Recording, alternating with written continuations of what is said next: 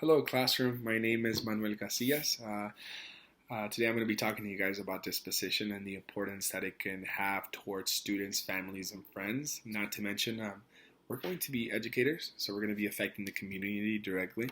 So disposition, having great values and dispositions are going to help us lead the community in the right direction, I believe.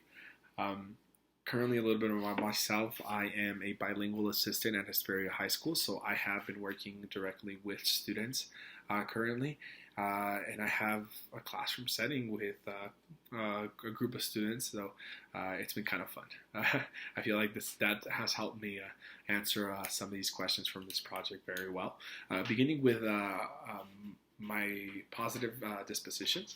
I'm very determined and I'm very persistent. I feel that that's important because I never give up on my students.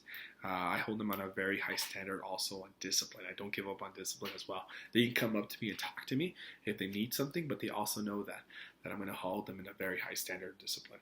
I'm very open-minded. I feel that I don't judge the students based on their behavior. I first try and listen to them before I put any input or discipline them in any way. Thirdly, I'm very empathetic.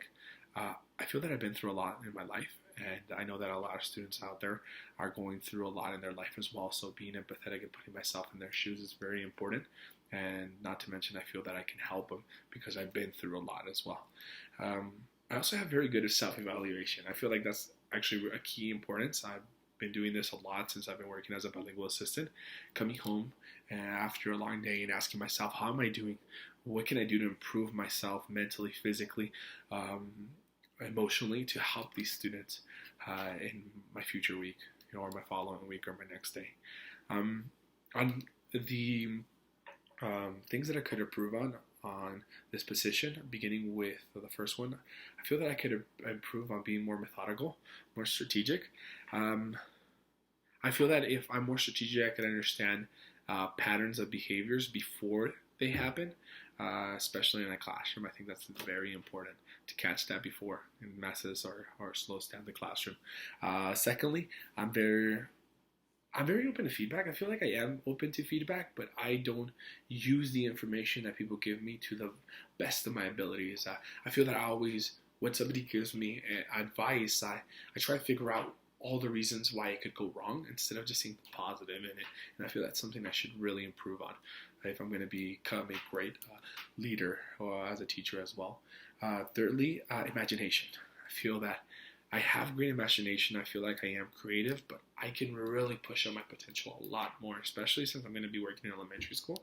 Elementary school students are very creative. They're very imaginative. They're very colorful. I feel that if I'm going to be at an elementary school environment, I do have to have this imagination, this creativity to help the students through the lesson plans as well, or keep them engaged through the lesson plans. Last thing is going to be being observant. I can say that I'm observant, but I feel that I need to improve it a lot more, especially in details and patterns. Like I mentioned earlier, patterns to stop behaviors, patterns to understand students as well. I feel that's very important to have in the bracket of observation, and also detail. Doing lesson plans right now has been very fun and very effective, but I think I need to pay attention to the more details in it. That's why I put observation down. Lastly, I believe that one of the strongest dispositions that teachers should have is a sense of open-mindedness. We are going to be working with our nation's leaders, our nation's future leaders, or the world's future leaders. So having this open-mindedness of the students is highly important, so we can listen to them, so we can understand where they're coming from or where they're getting their information from. For example, if a student is not really listening to a lesson plan or is in a whole different world, and you ask them what's happening, and then they talk to you, let's say, about bugs or insects, but you're talking about math. Instead of just shutting them down and not just listening and having this open mindedness of what they're saying, understand what they're saying, listen to them. Oh, you like bugs, you like insects, cool.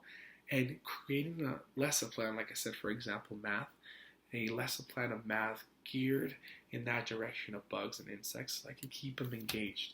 And I think having that open-mindedness and listening to them and not judging the student before we discipline them is very important. So thank you for listening to this video, and I hope you enjoyed it.